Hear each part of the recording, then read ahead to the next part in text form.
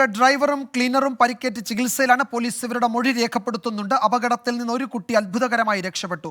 മരിച്ച 4 കുട്ടികളുടെ മൃതദേഹം പാലക്കാട് ജില്ലാ ആശുപത്രിയിലേക്ക് മാറ്റും. പോസ്റ്റ്മോർട്ടത്തിന് ശേഷം ബന്ധുക്കൾക്ക് വിട്ടു നൽകും. നിഖിൽ പ്രമേഷും വിപിൻ സി വിജയനും കൂടുതൽ വിവരങ്ങൾ നൽകും. വിപിൻ, ആശുപത്രിയിൽ നിന്ന് എന്തൊക്കെയാണ് ഈ ഘട്ടത്തിൽ നൽകാൻ കഴിയുക? പോസ്റ്റ്മോർട്ടം നടപടികൾ ഇന്ന് തന്നെ പൂർത്തിയാക്കി മൃതദേഹം കുടുംബങ്ങൾക്ക് വിട്ടു നൽകുമോ? അവിടെ നിന്ന് വിപിൻ എന്തൊക്കെ വിവരങ്ങൾ നൽകാൻ കഴിയും ഇപ്പോൾ?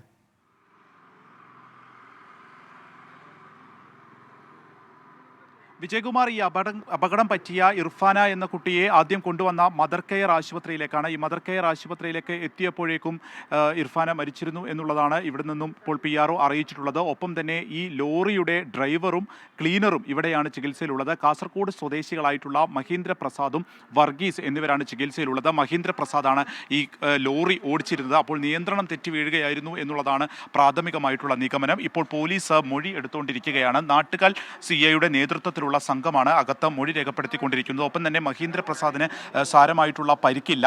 വർഗീസിന്റെ കാലിനും പരിക്കേറ്റിട്ടുണ്ട്. അപ്പോൾ മഹീന്ദ്ര പ്രസാദിന് ഇന്ന് തന്നെ ഒരു പക്ഷേ പോലീസ് കസ്റ്റഡിയിലെടുക്കാനുള്ള സാധ്യതയാണ് നിലനിൽക്കുന്നത്. ഇരുവരെയും ഇപ്പോൾ പോലീസ് കസ്റ്റഡിയിലാണ് ഉള്ളത്. അപ്പോൾ അതിന്റെ മൊഴിയെടുക്കുന്ന നടപടികളാണ് ഉള്ളിൽ നടന്നുകൊണ്ടിരിക്കുന്നത്. 4 പേരുടെയും മൃതദേഹം ഇപ്പോൾ ജില്ലാ ആശുപത്രിയിലേക്ക് എത്തിച്ചിരിക്കുകയാണ്.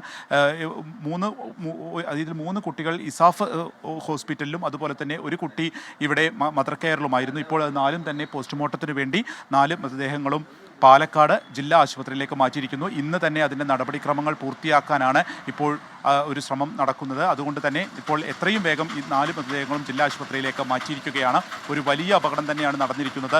4 മണിയോട് കൂടിയാണ് ഈ കുട്ടികൾ പരീക്ഷ കഴിഞ്ഞ് വീട്ടിലേക്ക് മടങ്ങുകയായിരുന്നു. 4 പേരും ഈ പനയപ്പാടം പ്രദേശത്തൊക്കെ തന്നെ ഉള്ള കുട്ടികളാണ്. അപ്പോൾ ഇതിൻ്റെ ഇടയിലേക്ക് ലോറി പാഞ്ഞ് കയറുകയായിരുന്നു. അപ്പോൾ ലോറി മറിഞ്ഞതിന് ശേഷം എത്ര കുട്ടികൾ ഇനി അതിൻ്റെ ഉള്ളിലുണ്ട് എന്ന് പോലും അറിയാത്ത വലിയ രീതിയിൽ പകച്ചു നിന്ന ഒരു സന്ദർഭമായിരുന്നു. അങ്ങനെ ലോറി ഉയർത്തിയതിന് ശേഷമാണ് മറ്റു കാര്യങ്ങളൊക്കെ കുറച്ചുകൂടി വ്യക്തമാവുകയും ചെയ്തത്. കാരണം അത്ര വലിയൊരു അപകടമാണ് സംഭവിച്ചത്. ഒരു കുട്ടി അത്ഭുതകരമായി രക്ഷപ്പെട്ടിട്ടുണ്ട്. ഇപ്പോൾ 4 പേരെയാണ് നഷ്ടപ്പെട്ടിരിക്കുന്നത്.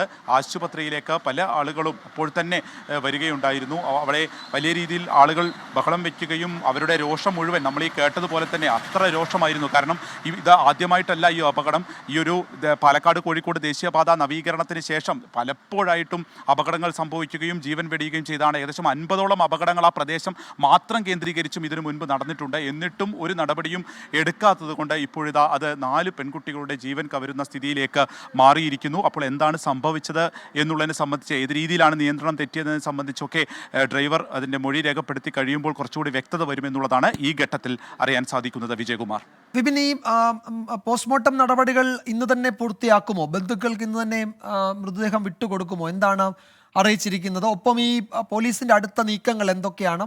ഈ ഡ്രൈവറെയും ക്ലീനറെയും, ഇപ്പോൾ ക്ലീനർക്ക് പരിക്കുണ്ട് കാര്യമായി എന്ന് തോന്നുന്നു, ഡ്രൈവറെ കസ്റ്റഡിയിൽ എടുക്കും എന്നാണ് പോലീസ് പറയുന്നത്, അല്ലേ?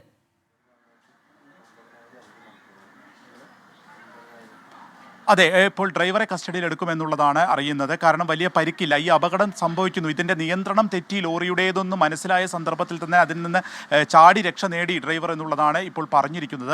അതുകൊണ്ട് തന്നെ വലിയ പരിക്കേറ്റിട്ടില്ല. അപ്പോൾ ഇന്ന് തന്നെ പോലീസിൻ്റെ കസ്റ്റഡിയിലേക്ക് മാറ്റും എന്നുള്ളതും പറയുന്നുണ്ട്. അപ്പോൾ ഏത് രീതിയിലാണ് ഈ നിയന്ത്രണം തെറ്റിയത്? അതൊരു ഇറക്കവും ഒരു വളവും ഉള്ളതാണ്.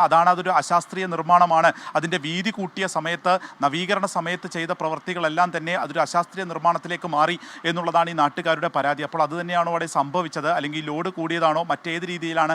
വാഹനത്തിന് എന്തെങ്കിലും പ്രശ്നങ്ങൾ പറ്റിയതാണോ? തുടങ്ങിയിട്ടുള്ള കാര്യങ്ങളിൽ കുറച്ചുകൂടി വ്യക്തത വരേണ്ടതുണ്ട്. 4 കുഞ്ഞുങ്ങളുടെയും മൃതദേഹമുള്ളത് പാലക്കാട് ജില്ലാ ആശുപത്രിയിലാണ്. അപ്പോൾ ഇന്ന് തന്നെ പോസ്റ്റ്മോർട്ടം നടപടികൾ പൂർത്തിയാക്കി അത് ബന്ധുക്കൾക്ക് വിട്ടുകൊടുക്കും എന്നുള്ളതാണ് നിലവിൽ മനസ്സിലാക്കാൻ സാധിക്കുന്നത്. അക്കാര്യത്തിൽ ഇപ്പോൾ ഒരു കൂടിയാലോചനകളൊക്കെ നടക്കുകയാണ്. ജില്ലാ ആശുപത്രിയിലേക്ക് ഇപ്പോൾ സ്വകാര്യ ആശുപത്രിയിൽ ഉണ്ടായിരുന്ന 4 മൃതദേഹങ്ങളും മാറ്റിയിരിക്കുന്നു.